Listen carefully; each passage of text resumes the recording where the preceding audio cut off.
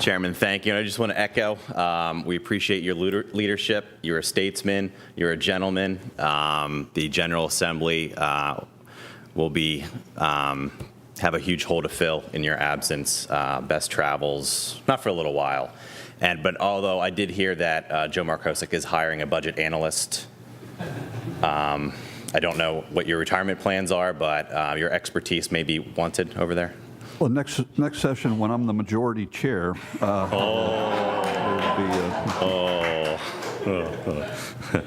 Tax vote, Joe, tax vote. Mr. Secretary, thanks for joining us. Good morning. It's been a long day. Some humor is good. Or to good break it up, afternoon, right? I should say. Yeah. First question. Have the PERC employees who were illegally transferred to the budget office been transferred back to PERC to ensure the independence of their pension analysis and Act 205 money can be distributed on time? The PERC employees, and thanks for the opportunity to clarify, people misunderstood. The commission continues to exist. We can't change that. Whatever the future of PERC is and can only be determined by the General Assembly statutorily. The employees we continue to maintain currently in the short term on the budget office's payroll, but they continue to provide the functions that they had been providing, all responsibilities, particularly as they pertain to our municipal pension systems, continue to be carried out, and there was and that is our intention going forward. Okay. I'm glad that clarification, because obviously your budget book and your PR is we're eliminating PERC moving forward. So I'm glad to hear we're going to continue PERC operation, and I'm glad to hear you're going to work with the General Assembly, because believe it or not, there are individuals in this institution that would see a change moving forward. I believe Representative Kerry Benninghoff will be introducing a bill shortly to do some adjustments, and hopefully we can work on that moving forward. We have had and had prior to taking any action, conversations with all four caucuses.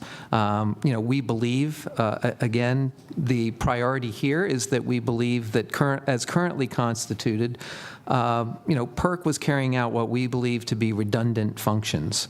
It is part of efforts, and we've talked a lot this morning about trying to look across all programs, all operations of state government, and determine where future efficiencies, better ways of doing things, better ways of delivering state services can save taxpayer money. This was clearly one of those cases, but we look forward to a conversation with all four caucuses, all of the General Assembly stakeholders, if you will, to find a solution that we can all agree upon. I appreciate that. I just read an article about defending right-to-know requests. Do you know how much we're spending on those? I do not know off the top of my head. All right. If you get a chance, it would be nice to know at some point. Let me simply say transparency. It does come with a price tag, but we will comply. For whatever information requests come our way in an appropriate fashion. Okay.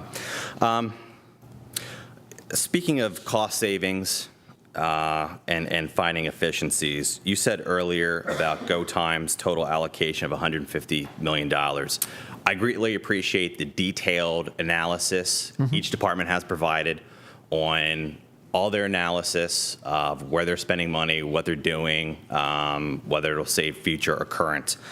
My question specifically is within the governor's budget book, and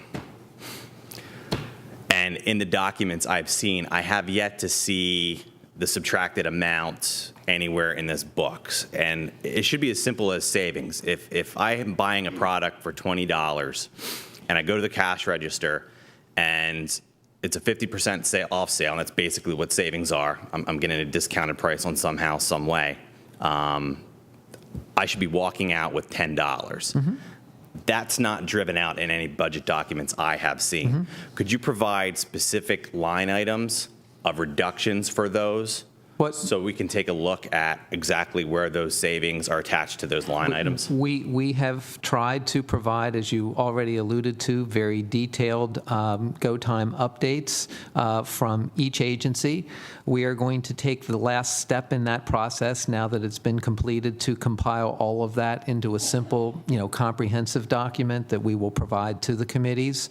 You can assume in each case that if those expenditures or if those initiatives had not been done, then they would have required increased expenditures within our proposed budget to fund the necessary obligations of those departments.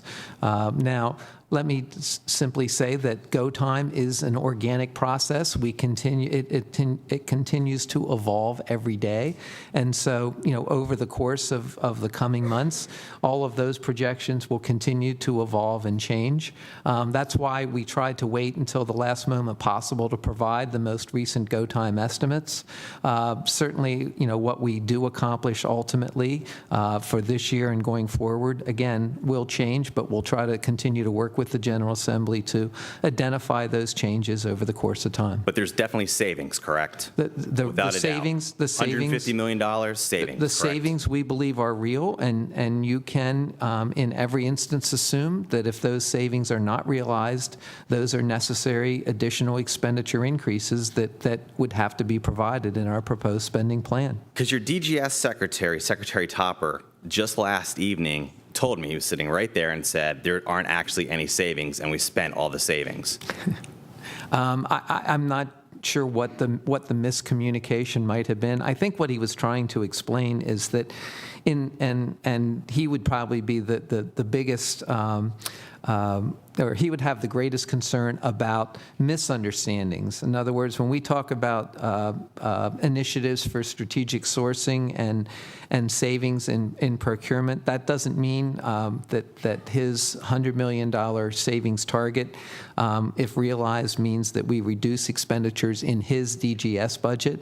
Those procurement initiatives are spread throughout every or many, let me say, we went through that department exercise budgets. yesterday, and he used the example of we saved PennDOT $10 million on a salt purchase, and I asked, well, what's that salt purchase attached to? Maintenance? He said, oh, no, they spent it. Department spent that $10 million. So literally the same example, and believe me, we painfully went through this exercise last night, and the conclusion was the savings do not exist, and we spent the money. Well, again, maybe what you're misunderstanding is that without that initiative, then the PennDOT budget would have had to have been, to maintain that same level of service, the PennDOT budget would have had to have been increased by that amount of money, or that service couldn't be provided.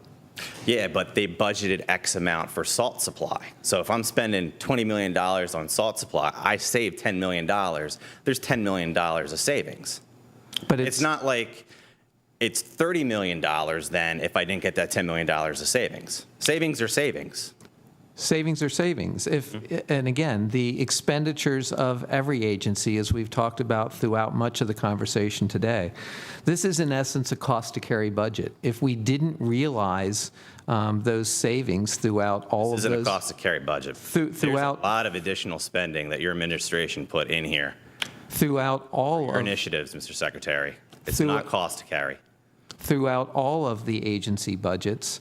If we didn't realize those savings from those go time initiatives, then we would have to be either asking one of two options, asking for increased expenditures to support those obligations, or making further cuts in those programs that we are recommending that we fund in our proposed budget. So you're saying the cost savings are built in here, but they're not reflected in here? Even before printing this, the original press release from Go Time, I have it right here. Let me see if it has a date.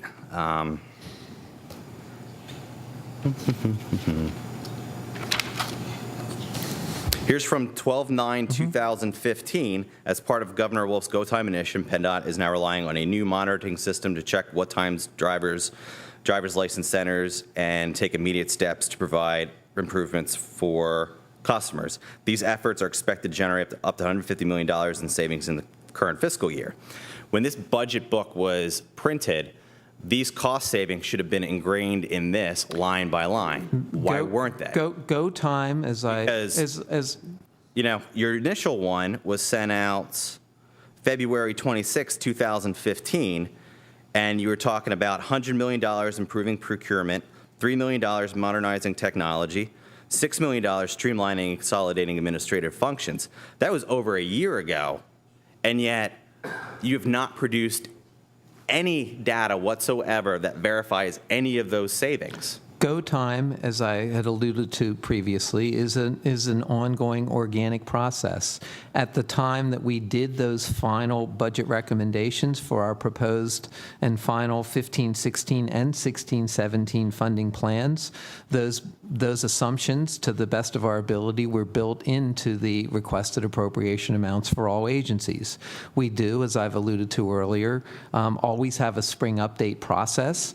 I guarantee you that at the point of that May or June, depending on how soon that spring update plan is ready, will reflect further changes from other go time savings assumptions, as well as how we reflect then that go time experience, particularly in the 15-16 fiscal year, to fully fund whatever the state's obligations are for the current year. Consolidation of HR services, a $1 million savings. You consolidated, so there should be less staff. So that should have been reflected. That's not reflected anywhere. I can't say it enough times that all of the assumed go time initiatives, to the best of our ability, Why assume them? Why not put it in there? Why not put the data in there? You have to account for it. It should be part of your accounting process. I don't think we could have been more specific than the go time reports that were provided to you for each agency.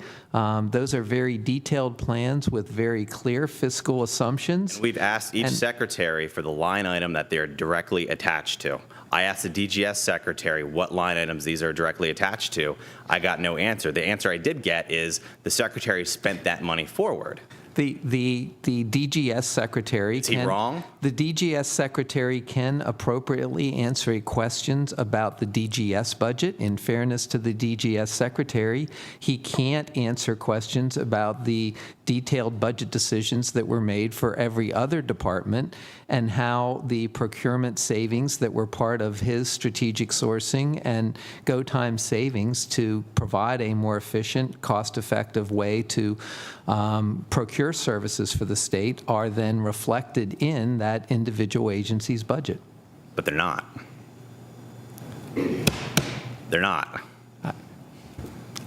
I can't answer the question any other way than I've answered it multiple times. So should the DGS secretary come back and renege his testimony that the administration spent all those dollars forward on other areas? Again, to be fair to the DGS secretary, he was speaking to you about what he does know about his own budget. Yeah, and he said transportation spent the money.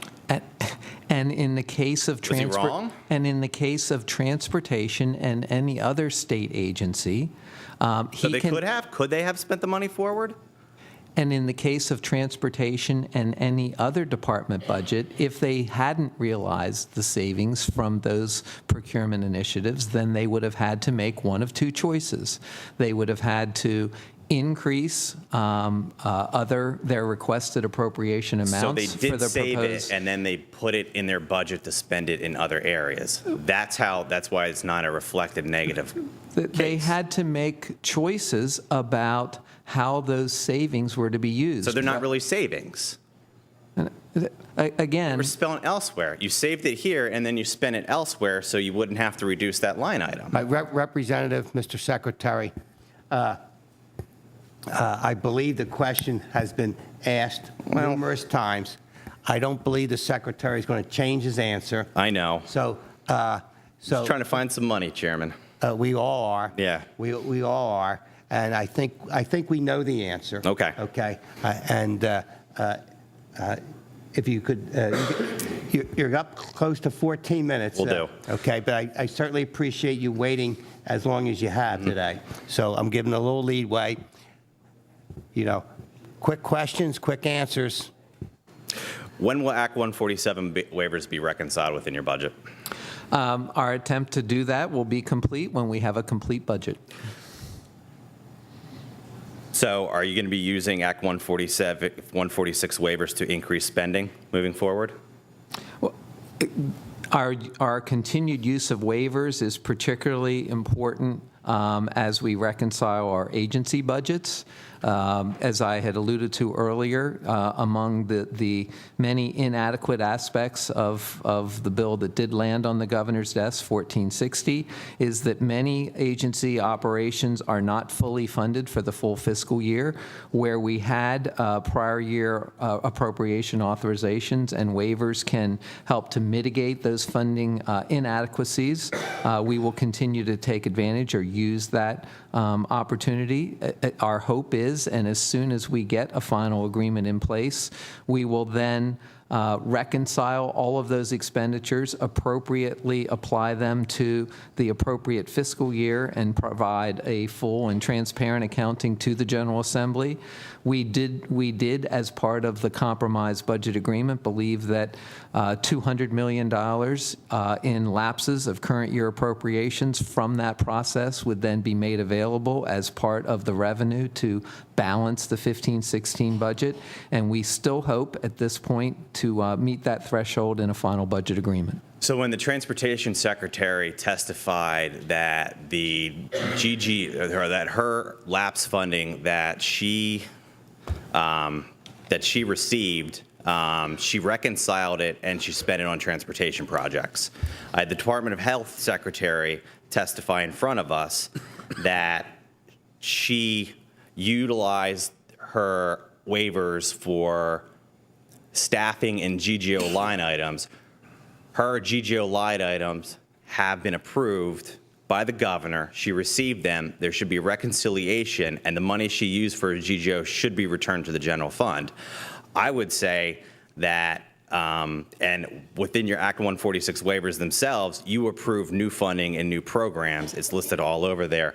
I'm cut off at this time. I appreciate the chairman for some flexibility, but I would say there's a lot of room for a lot of money that is not being accounted for in this budget to defer raising taxes. And I would also point to the $500 million that the DHS secretary is accounting for in Medicaid savings that, again, are not accounted for in this book. Thank you, Mr. Chair.